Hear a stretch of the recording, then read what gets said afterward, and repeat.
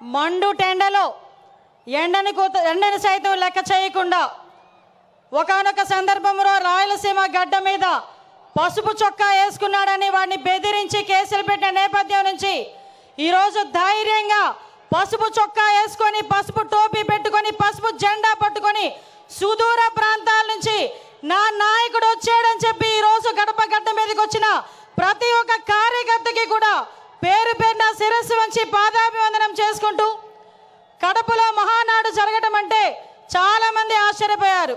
నేను చేసి చూపిస్తా, కడప అన్నది ఎవడప్ప సొత్తు కాదు, ఇది తెలుగుదేశం పార్టీ అడ్డా అని ఆల్రెడీ నిరూపించి ఉన్నారు. ఆ కడపలోని ఈ రోజు వరకు మనం మహానాడు జరపలే, ఇక్కడ జరుపుకుందామని చెప్పి గౌరవ ముఖ్యమంత్రి వర్యులు నారా చంద్రబాబు నాయుడు గారు, అదేవిధంగా మన జాతీయ ప్రధాన కార్యదర్శి మనందరి నాయకుడు లోకేష్ బాబు గారు కంకణం కట్టుకొని ఈరోజు ఈ కార్యక్రమానికి శ్రీకారం చుట్టారు. సాధారణంగా 5 ఎలక్షన్లు అయిన తర్వాత, ముఖ్యమంత్రి అయిన తర్వాత ఒక 5 సంవత్సరాల గురించి ఆలోచించి రాబోయే ఎలక్షన్ల గురించి ఆలోచించేవాడిని పొలిటికల్ లీడర్ అంటారు. అదే ఆంధ్రప్రదేశ్ రాష్ట్రం గురించి, భవిష్యత్తు గురించి 20 సంవత్సరాల తర్వాత ఏం జరగబోతుందో ఆలోచించే వాళ్ళని విజనరీ లీడర్ అంటారు. అదే విజనరీ లీడర్ మన ఎదురుగా కనిపిస్తున్న 6 అడుగుల మన చంద్రబాబు నాయుడు గారు మన తెలుగుదేశం పార్టీకి నిలువెత్తు రూపంగా ఈరోజు మనం భావించుకోవాలి. ఎందుకో చెప్తున్నా, 75 ఏళ్ల వయసు, 40 ఏళ్ల రాజకీయ చతురత, 40 ఏళ్ళ రాజకీయ అనుభవం, ఈ రెండు మేళవించుకొని సుమారుగా 2047కి 2047కి ఈ రాష్ట్రం ముందుండాలి. ప్రపంచంలోనే మొట్టమొదటి స్థానంలో ఆంధ్రప్రదేశ్ రాష్ట్రం ఉండాలి.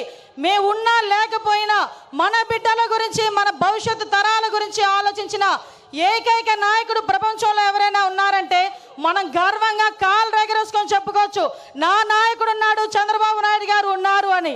ఆ చంద్రబాబు నాయుడు గారికి వేదిక సాక్షిగా నమస్కారాలు, ధన్యవాదాలు తెలియజేసుకుంటూ ఈరోజు గత 5 సంవత్సరాలు కూడా వ్యవస్థలని నిర్వీర్యమైపోయి ఉపాధి అవకాశాలు లేక, ఉద్యోగ అవకాశాలు లేక మొత్తం యువత అంతా కూడా తప్పుదారి పట్టి, గాంజా మార్గాన్ని బట్టి ఉపాధి అవకాశాలు లేక అల్లాడుతుంటే ఆ యువతకి ఒక మార్గదర్శకం ఇవ్వాలి అని చెప్పి ఆ రోజుల్లో రౌడీ రాజకీయాలు జరిగే పరిస్థితుల్లో, సైకోలు పాలన పరిపాలించే పరిస్థితుల్లో ఆ రోజు ఒక్కగానొక్క బిడ్డ ఈరోజు రోడ్డు మీదకి వచ్చి అవమానాలు ఎదుర్కొన్నాడు, అపహేళనలు ఎదుర్కొన్నాడు. ఒక పక్క తల్లిని అవమానించారు, ఒక పక్క తండ్రిని జైలుకి పంపించారు. అయినప్పటికీ కూడా మొక్కవోని ధైర్యంతో నా కార్యకర్తలు నా వెంబడున్నారు, నేను పూర్తి చేయగలనని సుమారుగా 9 నెలల కాలంలోనే ఈ రాష్ట్రంలోని తెలుగుదేశం పార్టీకి పునరుద్ధేశం తీసుకొచ్చిన నా సోదరుడు, మానవ వనరుల శాఖ మంత్రులు గౌరవనీయులు నారా లోకేష్ గారికి ప్రత్యేకంగా ధన్యవాదాలు, నమస్కారాలు తెలియజేసుకుంటూ ఈరోజు రాష్ట్ర పార్టీ అధ్యక్షులు పల్లా శ్రీనివాసరావు గారికి, అదేవిధంగా వేదిక నిర్వహించిన సహచర మంత్రివర్యులకి, ఎమ్మెల్యేలకి, ఎమ్మెల్సీలకి అందరికీ కూడా పేరు పేరున, వేదిక నిర్వహించిన పెద్దలందరికీ కూడా పేరు పేరున నమస్కారాలు, ధన్యవాదాలు తెలియజేసుకుంటూ, సాధారణంగా ఈ మహానాడు అయితేనే మహానాడు ముందు రోజు కూడా చాలా వర్షం పడింది. వర్షం పడితే చాలా మంది లోపల తీన్మార్ డ్యాన్సులు వేసుకున్నారు అవతల పార్టీ వాళ్ళు. ఈ మహానాడు ఎలా అవుతుందో చూద్దాం, ఈ మహానాడు ఎలా అవుతుందో చూద్దామని. ఒక్కటి మాత్రం నిజం, ఆ మహానుభావుడు చంద్రబాబు నాయుడు గారి సంకల్ప బలం ముందు అన్నీది కూడా దిగదుడిపోయి, ప్రకృతి కూడా ఈరోజు మనకి సహకరించి 3 గంటల టైంలో ఇంత చల్లగా మనందరినీ కూడా ఇక్కడ ఆశీర్వదించిందంటే ప్రకృతి, ఈరోజు ఇది కూడా ఒక శుభ సూచకంగా దేవుని స్క్రిప్ట్ కింద భావించాల్సిన పరిస్థితి. గత 5 సంవత్సరాలు చూసాం, విధ్వంసంతో స్టార్ట్ అయింది, ప్రజావేదిక విధ్వంసంతో స్టార్ట్ అయింది, అనేక కేసులు పెట్టించుకున్నాం, అనేక రకాల జైళ్ళకి వెళ్ళాం, అభివృద్ధిలో శూన్యమైపోయింది, 20 సంవత్సరాలు వెనక్కి వెళ్ళింది. అభివృద్ధిలో ఎందుకు ముందుకు రాలేకపోయింది అంటే శాంతి భద్రతల మీద వాళ్ళకి పట్టు లేక, కనీసం వాళ్ళ భద్రత మీద వాళ్ళు కనీసం శ్రద్ధ చూపకపోవడం వల్ల ఈరోజు మళ్ళీ అదే శాంతి భద్రతల మీద, భద్రత మీద శ్రద్ధ చూపించారు. కాబట్టి మన నాయకుడి మీద ఉన్న నమ్మకంతో ఈరోజు అనేకమైన కంపెనీలు ఈరోజు వస్తున్నాయి. ఇంతకుముందు రాయలసీమ గురించి, ఫ్యాక్షనిజం గురించి మాట్లాడుకునే పరిస్థితి నుంచి ఈరోజు ఉపాధి అవకాశాలు, ఫ్యాక్షన్లోని చాలామంది ప్రాణాలు కోల్పోతూ ఉంటే అటువంటి వాళ్ళు ప్రాణాలు కోల్పోకూడదని ఫ్యాక్షనిజాన్ని సమూలంగా ఆ రోజు నాశనం చేసి ఈరోజు అదే కత్తి పట్టిన చేత్తోనే ఉపాధి అవకాశాలు కల్పించిన పరిస్థితి. ఈరోజు రాయలసీమలో ఉన్న ప్రతి మహిళ కూడా ఇంట్లోని చంద్రబాబు నాయుడు గారు బొమ్మ పెట్టుకోవాలి. ఎందుకనంటే ఏ రోజైనా కత్తి పట్టిన మగాడు బయటికి వెళ్తే మళ్ళా తిరిగి ప్రాణాలతో వస్తాడో రాడో తెలియని పరిస్థితి నుంచి ఈ రోజు నా భర్త క్షేమంగా వస్తాడు, తిరిగి డబ్బులు తీసుకొని వస్తాడని ధైర్యంగా ఉండే పరిస్థితిని ఈరోజు తీసుకొచ్చాం.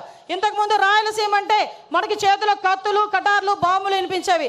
కానీ ఈరోజు రాయలసీమ అంటే ఒక కియా, రాయలసీమ అంటే ఒక శ్రీ సిటీ, రాయలసీమ అంటే ఒక హీరో కంపెనీ, ఇలాంటి కంపెనీలు అనేకం కనిపించే పరిస్థితి ఈరోజు మనందరికీ కూడా కనిపించే పరిస్థితి కనిపిస్తూ ఉంది. నేను ఒకటే చెప్తున్నా, నిన్న ఒకే ఒక విషయం చెప్పి ముగిస్తా. పెద్దలందరూ ఉన్నారు.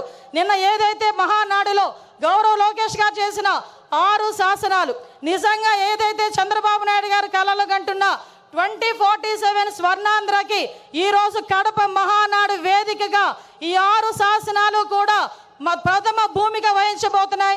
ఇవే పునాది కాగబోతున్నాయి. ఈ కార్యకర్తలే అధినేత అని చెప్పిన పరిస్థితి ప్రపంచంలో ఏ పార్టీకి లేదు. ధైర్యంగా, గర్వంగా నేను తెలుగుదేశం పార్టీ కార్యకర్తని చెప్పుకొని తిరిగే పరిస్థితులు ఈ రోజు ఉన్నాయి. ఒకటే ఒక విషయం చెప్తున్నా. మొన్న రీసెంట్గా నేను ఒక ఫ్లైట్లో వస్తా ఉంటే ఒక పెద్ద మనిషి, ఒక వ్యాపారవేత్త నాకు కనిపించారు. ఏంటి సార్, ఎలా ఉంది సార్ అంటే, అమ్మ రక్షించారు మీరందరూ కూడా ఎన్డీఏ కూటమిని గెలిచి. ఎందుకంటే 2018లో నేను శంకుస్థాపన చేశా. 19లో నేను ఫ్యాక్టరీ పెట్టాలని వెళ్తే పార్ట్నర్షిప్ అడిగారమ్మా. అప్పటి నుంచి మూసుకొని కూర్చున్నా. మళ్ళా చంద్రబాబు నాయుడు గారు వచ్చిన తర్వాత ఫ్యాక్టరీ మళ్ళీ ఓపెన్ చేశారని చెప్పే పరిస్థితి. ఒకటే చెప్తున్నా సార్, మీరు ఏదైతే 6 శాసనాలు తీసుకున్నారో ఈ 6 శాసనాలు మంత్రులుగా ఉన్న మేము కానీ, ఎమ్మెల్యేలుగా ఉన్న స్టేజ్ మీద ఉన్న వాళ్ళు కానీ, కార్యకర్తలుగా ఉన్న వాళ్ళు ప్రతి ఒక్కరు కూడా గ్రామానికి వెళ్ళి చెప్పే బాధ్యత మేము తీసుకుంటాం. మీరు కలలుగన్న 2047 విజన్ ఏదైతే ఉందో ఆ విజన్ని పరిపూర్ణంగా ముందుకు తీసుకెళ్లే విధంగా, మరీ ముఖ్యంగా గుంట నక్కలు చేరకుండా ఉండే బాధ్యత కూడా కార్యకర్తలుగా మనందరం కూడా తీసుకోవాల్సిన బాధ్యత ఉంది.